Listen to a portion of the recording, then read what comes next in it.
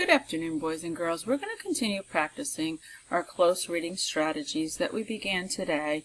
In front of you for homework, you have this sheet called Pollution on Everest, Coral Bleaching, and the Hole in the Ozone Layer. And the directions say to find proof for your answer. It's not only important to answer the questions, but it's probably even more important that we see where you found your answer. You always have to go back and reread and look for your answers.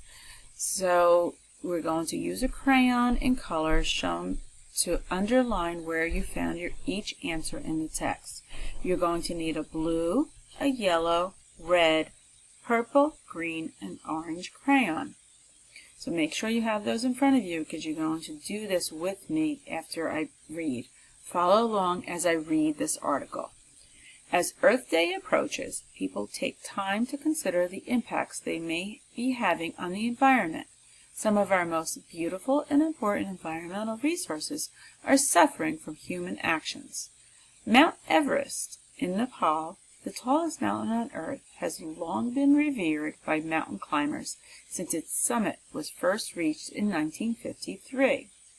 Hundreds of climbers now attempt to climb it yearly. Unfortunately, many of those climbers drop trash as they climb. In 2012, organizations worked to clean up the mountain and create new rules for Everest expeditions. One of the most colorful, distinctive habitats on Earth is the coral reef. Corals are actually living creatures. When they suffer stress, such as warmer water temperatures, changes in water chemistry, or even sunscreen ingredients left behind by tourists, the coral starts to appear white. Eventually, coral can die, hurting all animals that depend on it. The ozone layer is a part of the Earth's stratosphere that absorbs most of the sun's UV radiation. Some man-made chemicals can break down the ozone layer, letting more harmful sun radiation in. By living responsibly and going green, we can help to save these important parts of Earth.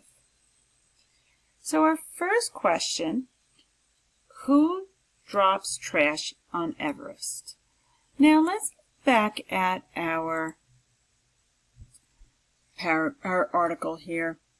The first paragraph of this article, as Earth Day approaches. So we know the first paragraph is on Earth Day.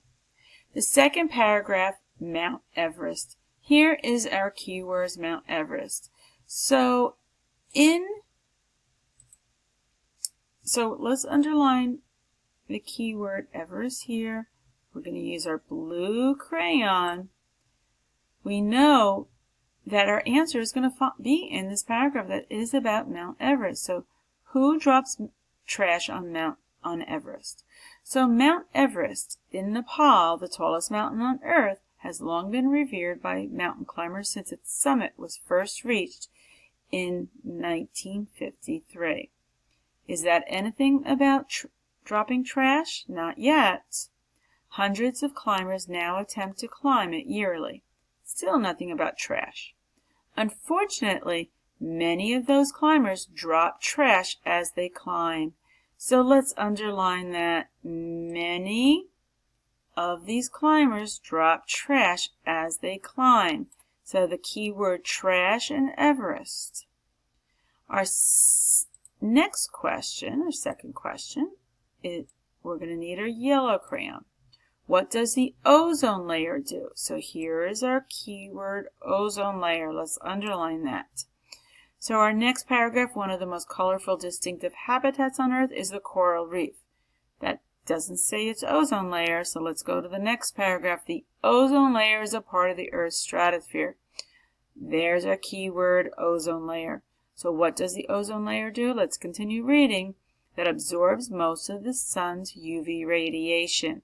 So let's highlight in our yellow crayon or underline the absorbs most of the sun's UV radiation. Our next, and we're going to get the red here. Our next question is in red. So red is hard to see through. You can't even see the word red. So we're going to underline. Where is Mount Everest? So our keyword is Mount Everest, but not just Mount Everest, but where. So where is referring to a location. So let's go back to our second paragraph where it says Mount Everest, our key word, in Nepal, the tallest mountain on earth. So we're going to underline in red, or if you can see through your red, we're going to underline Mount Everest in Nepal, okay, because that's where it's located. Our fourth question is in purple. So let's get our purple crayon. And again, it's hard to see through purple, so I think we're going to underline that also. Why might coral become bleached? So our keyword is coral. And let's go back 1, 2, 3. So let's see. Let's number these paragraphs. 1, 2, 3, and 4, because we have 4 paragraphs. So our keyword is coral. We know the coral reef is in our third paragraph. Why might coral become bleached? One of the most colorful, distinctive habitats on Earth is the coral reef. So we have to reread the whole paragraph. Corals are actually living creatures. When they suffer stress, such as warmer water temperatures, changes in water chemistry, or even sunscreen ingredients left behind by tourists, the coral starts to appear white. Now we know when something is bleached, it becomes white. So that is our answer. So when they suffer stress, let's underline that or highlight it. When they suffer stress, they become bleached. So now our next question is in green. How can we save important ecosystems? Now, ecosystems has to do with our environment. So we might not see the keyword ecosystems in this article, but let's go back to the last paragraph. Some man-made chemicals can break down the ozone layer, letting more harmful sun radiation in. By living responsibly and going green, we can help save these important parts of Earth. So environment and Earth have to do with the ecosystem. So our final sentence in this article has to do with our ecosystem. And our last question is in orange. So when was Everest summit first reached? So Everest summit, there's our key words, when, meaning time. So let's go back to our second paragraph. And we're going to reread again. Mount Everest in Nepal, the tallest mountain on earth, has long been revered by mountain climbers since its summit was reached in 1953. So here's our keyword summit, and when it says when, we need a time. So here, summit was reached in 1953. Excellent job. So now we're going to go to our questions. Now, our questions that you have in front of you, we're going to answer those questions. Those questions are right here. So we had this. So now we're going to go. So after we answered our questions here, so now we're going to go to our questions. Now remember I said we have to answer our questions in complete sentences. When we're answering our questions in complete sentences, we're going to use part of our question in the answer. So who drops trash on Mount Everest? So when we do that, we're going to underline part, who drops trash on Mount Everest? So drops trash on Mount Everest will be part of our answer. So who drops trash on Mount Everest? Well, when we go back to our questions that we highlighted, we had highlighted mountain climbers, right? So we're going to say mountain climbers drop trash on Everest. Period. We have a capital letter and we have our period. So let's go to our next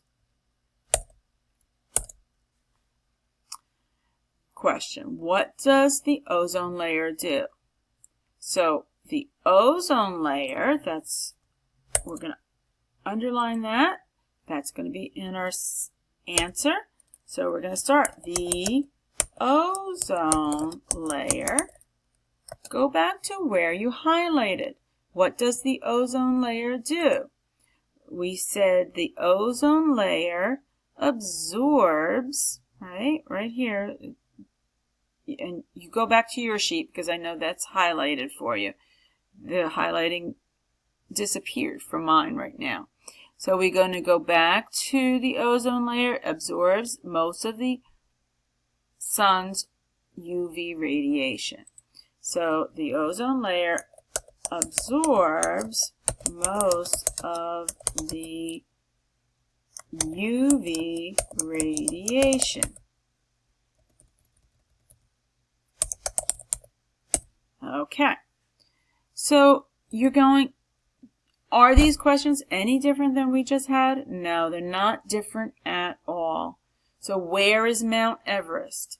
So you're going to use the words Mount Everest. So now, Mount Everest is in, where did we say? Nepal. Period. Capital letter. Period. Everest, Mount Everest is a name, so that's capital also. So I want you to continue answering these questions. You can do it. We did this in class. Now I've walked you through all of this, and now it's your turn to complete this. The next assignment you're going to do on your own, but you can always go back to this recording and see how we did this. Good luck, and I will see you tomorrow.